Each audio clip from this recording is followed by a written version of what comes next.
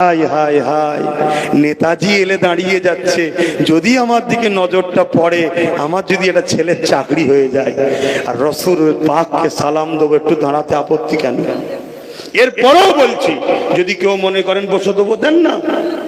বসে দিয়া তো হারাম নয়, এই বসে দিয়া হারাম? বসে দিলে বেঈমান হয়ে যাবে না। কিন্তু দাঁড়িয়ে দেওয়াটা বেদাত, দাঁড়িয়ে দেওয়া চলবে না, এটা যারা বলবে অবশ্যই তারা গুস্তাখে রসুল, তারা বেঈমান, কোনো সন্দেহ নেই। এই ফিতনা তো এরাই লাগাচ্ছে। আরে তুই বসে দে না।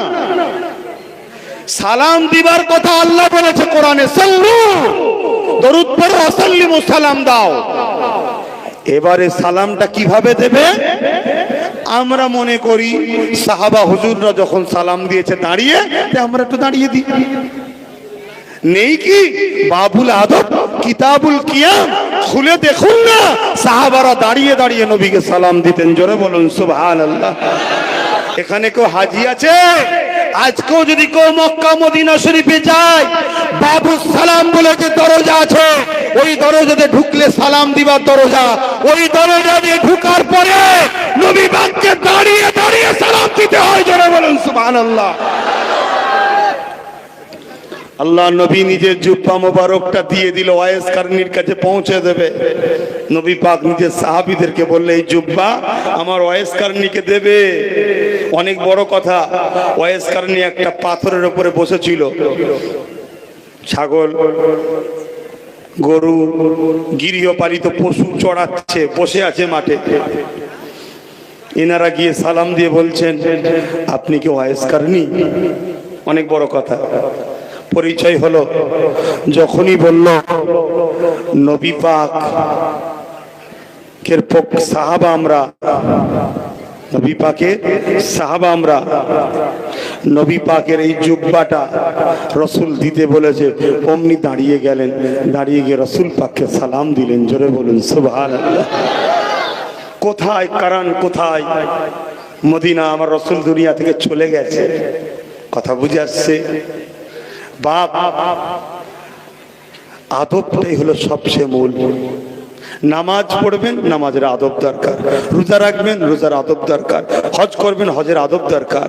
সব জিনিসের আদব দরকার। তো যাক, আজকে আমার দুজন ভাই হাফেজে কোরআন হয়েছে, আল্লাহর কোরআনকে সিনার মধ্যে নিয়েছে। আমরা একটু পাগড়ি পরিয়ে দেবো। পাগড়ি পরিয়ে দেওয়ার পর তারপরে দোয়া হবে। আবার দোয়াও দরকার আছে তো নাকি গো? আমার অনেক ভাইয়েরা দেখি, এই মুর্শিদাবাদেই দেখছি, দোয়ার সময় হাত না তুলে চলে যাচ্ছে। কেন আমার ভাই? কেন? 1400 বছর ধরে আপনার আব্বা, আপনার দাদু, আপনার দাদি, সারা পৃথিবীতে সবাই আল্লাহর কাছে হাত পাচ্ছে, আপনি হাত পাতবেন না? এ তো একটা পলিসি। আল্লাহ থেকে দূরে সরে রাখার, আল্লাহ আমাদেরকে বোঝার তৌফিক দেন।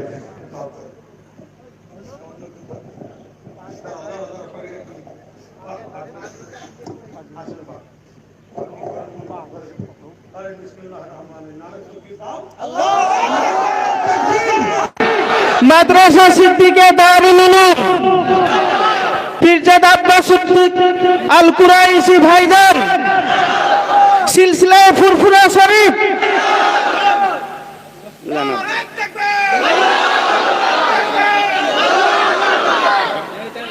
দোয়া করো আমার জন্য।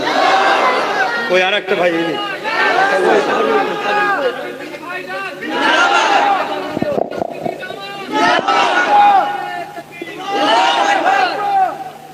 এত বড় এখন পড়াতে সময় হবে। ধরেন আব্বা, বিসমিল্লাহ, তাকবীর দেন, তাকবীর দেন। নারে তাকবীর।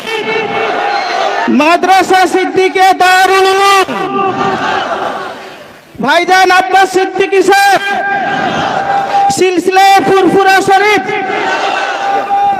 মাশাআল্লাহ, আল্লাহ ভাই, আলহামদুলিল্লাহ, আলহামদুলিল্লাহ। আমার ভাইরা আজকে হাফেজে কোরআন, আল্লাহ তিনাদেরকে হাফেজে হাক্কানি করেন, বলুন আল্লাহুম্মা আমিন। যে উদ্দেশ্য করে আমরা দাঁড়িয়েছি, আসুন একটু দাঁড়িয়ে দাঁড়িয়ে দয়ার নবীর ওপর একটু সালামের তোহফা পাঠিয়ে দিই। ইয়া নবী সালাম, ইয়া সালাম ইয়া হাবিব সালাম সালাওয়াতুল্লাহ কঠিন হাসর দিনে কি আছে আমাদের কপাল গুনাহগার উম্মাহ আত আপনার লইবেন সঙ্গে মাহশরে সালাম ইয়া রাসূল সালাম ইয়া হাবিব সালাম সালাওয়াতুল্লাহ। আলহামদুলিল্লাহ, সকলে বসুন, একটা ছোট্ট দাওয়াত দিয়ে বিদায় নেব। বসুন আমার ভাই, দেখা দুটো চেয়ার দাও না গো, হাফেজ সাহেব নতুন হাফেজ সাহেব হয়েছে, স্ট্যান্ডটা কই? বসে যান, বসে যান, বসুন বসুন। দরুদ শরীফ আল্লাহুম্মা সাল্লি আলা। আলহামদুলিল্লাহ আলহামদুলিল্লাহ। এদিকে দেখুন, আবার বললাম নিজেদের মধ্যে মিলেমিশে থাকবেন, খবরদার।